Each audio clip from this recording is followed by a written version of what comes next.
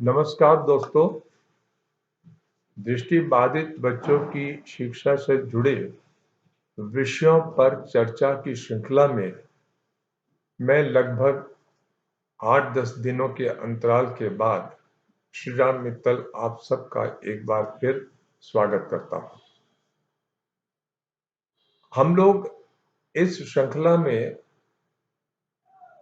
Abacus पर हम किस तरह से गणना कर सकते हैं उसको सीखने का प्रयास कर रहे हैं, कोशिश कर रहे हैं। और इस प्रयास में अभी तक हम लोगों ने जोड़ और घटाने के नियमों को सीखा है, समझा है। मुझे विश्वास है कि आपने इनका अभ्यास अच्छी तरह से किया होगा। आज हम लोग अबेकस पर गुणा के प्रश्नों को कैसे हल किया जाता है वो सीखने की, जानने की कोशिश करेंगे। अब गुणा आप जानते हैं कि एक तरह से जोड़ ही होता है और इसको हम एक तरह से तीव्र जोड़ या फास्ट एडिशन भी कह सकते हैं।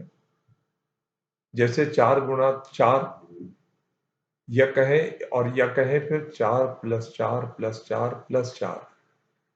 दोनों स्थितियों में आंसर हमको 16 ही मिलेगा। तो 4 गुणा 4 या 4 प्लस 4 प्लस 4 प्लस 4 जो है, इसको गुणा करने के लिए कुछ नियमों को हमें सीखना होता है और अबेकस पर भी इन नियमों को सीखने के लिए हमें पहले कुछ बातें समझनी चाहिए। गुणा में जिस संख्या से गुणा किया जाता है उसे गुणक या मल्टीप्लायर बोलते हैं और अबेकस पर हम इसको सबसे बाईं ओर लिखते हैं। जिस संख्या को गुणा करते हैं या जिस संख्या में गुणा करते हैं उसको अबेकस पर दाहिनी ओर लिखते हैं। लेकिन दाहिनी ओर लिखने से पहले ये जानना चाहिए कि दाहिनी ओर क्या पहले कॉलम में लिखेंगे या फिर किसी और कॉलम में। इस चीज को तय करने के लिए हमें ये देखना होता है कि मल्टीप्लायर या गुणक जो है वो कितने अंकों का है। यदि गुणक एक अंक का है, मल्टीप्लायर एक अंक का, एक डिजिट का है, तो हम 1 प्लस 1 2 कॉलम खाली छोड़कर तीसरे कॉलम से लिखते हैं। और अगर 2 अंकों का है तो 2 प्लस 1 3 कॉलम खाली छोड़कर चौथे कॉलम से लिखते हैं। या अगर 3 अंकों का है तो 3 प्लस 1 4, 4 कॉलम छोड़ के पांचवें कॉलम से लिखते हैं। यानी कि क्रमशः 3, 4 और 5 कॉलम जो है, पांचवें कॉलम जो है वो इकाई का कॉलम बन जाते हैं। अब हम एक उदाहरण लेते हैं क्योंकि आज के इस एपिसोड में मैं केवल एक अंक की संख्या के मल्टीप्लायर वाले प्रश्नों को कैसे हल करते हैं वो आपको समझाऊंगा। अगले एपिसोड में 2 और फिर उससे अगले एपिसोड में 3 अंक की संख्या से कैसे मल्टीप्लाई करते हैं वो समझाऊंगा। तो एक उदाहरण लेते हैं हम। जैसे हमको करना है, मान लीजिए 47 गुणा 7। तो हम 7 कहां लिखेंगे? 7 हम बाईं तरफ लिखेंगे। 6 पहले से लिखा हुआ है, यहाँ पे हमने एक और ऐड कर दिया, 7 हो गया। तो ये 7 लिख दिया हमने। अब चूंकि हमको गुणा करना है 47 को, इस 7 में एक अंक है, 1 प्लस 1 2 होता है। तो यहाँ से 2 कॉलम खाली छोड़ेंगे, 1 और 2, और तीसरे कॉलम को इकाई मानेंगे और तीसरे कॉलम को यहाँ पर इकाई मानते हुए यहाँ पर 7 लिखेंगे और चौथे कॉलम को दाही मानते हुए यहाँ पर 4 लिखेंगे। अब हमने अपना जो सवाल है गुणा का वो सेट कर लिया है। अब इसको हम गुणा करना शुरू करेंगे। 7 से हमें गुणा करना है। 7 गुणा 7 बराबर 4। और जैसे ही हम 4 बोलेंगे, हमारी बीच की उंगली जो 7 पे है इसको खिसकाकर दूसरे कॉलम में लाएंगे और यहाँ पर 4 सेट कर देंगे। और जैसे ही 9 बोलेंगे हम उंगली खिसकाकर पहले कॉलम में लाएंगे और यहाँ पर हम 9 सेट कर देंगे। अब चूंकि हमने 7 को मल्टीप्लाई कर लिया, गुणा कर लिया है, इसलिए हम 7 हटा देंगे, क्लियर कर देंगे। ऐसे 2 नीचे से 5 ऊपर से। अब हम 7 से 4 को गुणा करेंगे। 7 से क्या करेंगे? 4 को गुणा करेंगे। 7 गुणा 4 बराबर 2, 8। 2 हम यहाँ पर सेट करेंगे और 8 हम चूंकि दूसरे कॉलम में सेट करेंगे, यहाँ से उंगली खिसकाकर तीसरे कॉलम में जहाँ 2 सेट किया है वहां से दूसरे कॉलम में ले आएंगे और यहाँ 8 सेट करेंगे, अर्थात 8 ऐड करेंगे। 8 ऐड करने का नियम क्या है? मैं आपको याद होगा, मैंने बताया था कि 8 का मतलब होता है +3 +5 और 3 यहाँ पर ऐड नहीं हो पा रहा है, इसलिए हम 3 को ऐड कर जोड़ने का नियम लगाएंगे, अर्थात 2 क्लियर कर देंगे और 5 सेट कर देंगे। अभी तक हमने क्या किया है? 3 ऐड किया है। हमें ऐड करना क्या था? जोड़ना क्या था? 8। इसलिए 5 और जोड़ेंगे। मतलब कैसे जोड़ेंगे? 5 क्लियर करेंगे जो और 1 बाईं ओर सेट कर देंगे, जो कि 5 का जोड़ने का नियम है। अब चूंकि हमने इस 4 को 7 से गुणा कर लिया है, इसलिए ये 4 क्लियर कर देंगे और इकाई, दहाई, सैकड़ा यानी कि 3 कॉलम में हमारा उत्तर है और इसको हम पढ़ेंगे तो 329 हमारा उत्तर होगा। अब अगर आप कागज पेंसिल से चेक करना चाहें तो आप कर सकते हैं। हमारा 47 गुणा 7 का जो उत्तर हमें मिलेगा वो 329 या 329 ही होगा। समझ गए आप लोग?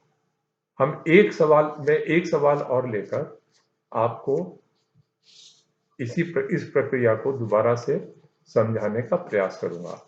अब देखिए, हमने अबेकस को 0 की पोजीशन में कर लिया है।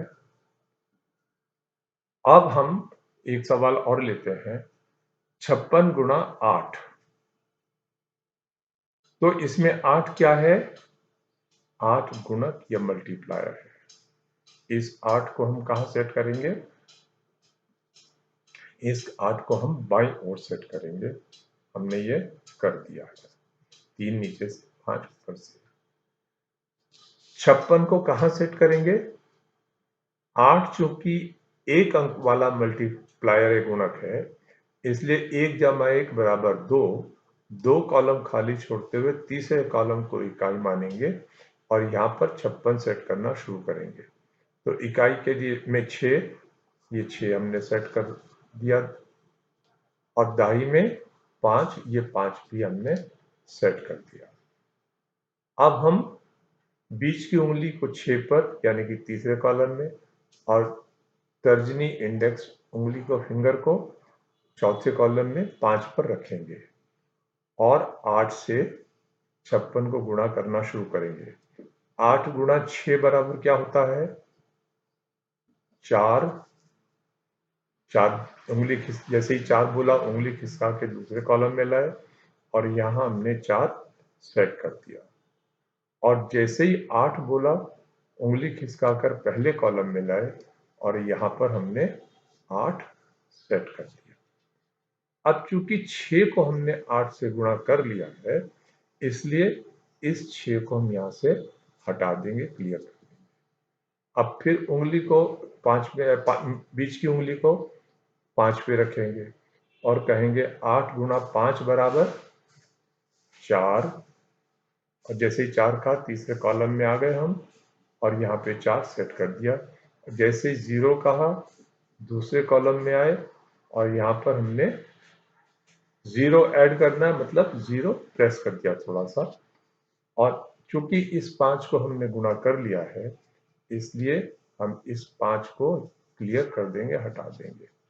अब अगर हम अपना उत्तर पढ़ते हैं तो हमें उत्तर तीसरे कॉलम में मिलेगा 4, दूसरे कॉलम में भी 4 है और पहले कॉलम में 8 है। मतलब हमारा उत्तर क्या है? 448 और 48, जो कि 56 गुणा 8 के बराबर होता है। यानी कि 56 को यदि 8 से गुणा करें तो हमें उत्तर 448 ही मिलेगा। इस तरह से दोस्तों हम लोग ऐसी संख्याओं का जिनका गुणक 1 से लेकर 9 तक होता है, 1, 2, 3, 4, 6, 8 एटसेट्रा, उनका गुणा कर सकते हैं। गुण्य मल्टीप्लिकेंट चाहे 2 अंकों का हो, 3 का हो, 6 का हो, कितने भी अंकों का हो, पर गुणक 1 अंक का होता है। कल मैं यानी कि अगले एपिसोड में आपको मैं 2 अंक वाले गुणक मतलब 11 से लेकर 99 तक की जो संख्याएं हो सकती हैं, 12, 18, 26 आदि, उन संख्याओं से 2 या 2 से अधिक अंकों वाली मल्टीप्लिकेंट की संख्याओं को कैसे गुणा किया जाता है वो समझाऊंगा, वो बतलाने का प्रयास करूंगा। आप तब तक अभ्यास करें। 12 से लेकर 12, 14, 16, 18, 22, 24, 26, 28, 32, 35, 38, 42, 46, 51, 57 आदि संख्याओं में 3, 5, 7, 8, 6 अलग अलग इन अंकों से गुणा करके इसका अभ्यास करने का प्रयास करें।